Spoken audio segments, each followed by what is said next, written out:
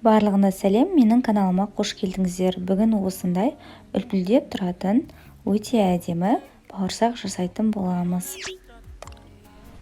Видеоны соңына дейін қарап, менің каналыма тіркелуді ұмытпаңыздар. Ең алдымен алдын ала жылытылған 200 грамм сүт құямыз.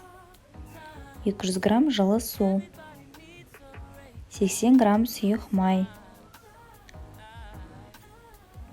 1,5 шай қасық тұзбен 1 қасық шай қант құямыз. Және дрожж саламыз 10 грамм. Барлығын араластырамыз. 10 минутқа қойып қоямыз. Дрожж реакция бергеннен кейін ұндарды бөліп саламыз. Соның арқасында бауырсақтарымыз жұмсақ иленіп, жұмсақ болып шығады. Әр үнді салғаннан кейін қолмен емес, осылай қасықпен егер араластырып отырсаңыздар, қолдарыңыз мүлдем бүлінбейді.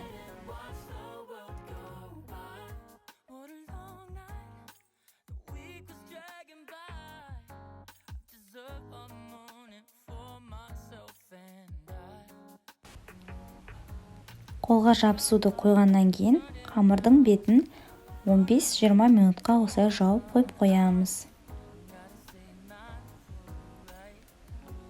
Жақсы көтерілген қамырымызды алып екіге бөлеміз. Кішкене үстінен ұн сеуіп, оқтаумен жайып шығамыз.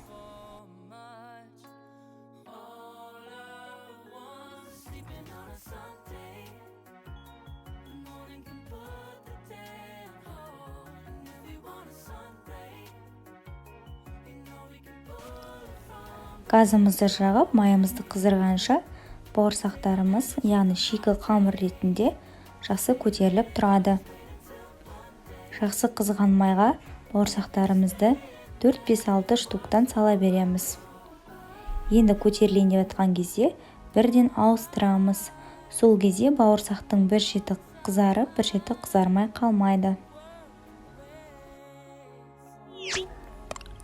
Дайын болған бауырсақтарды қағаздың болмаса пергамент қағаздың үстіне қоямыз.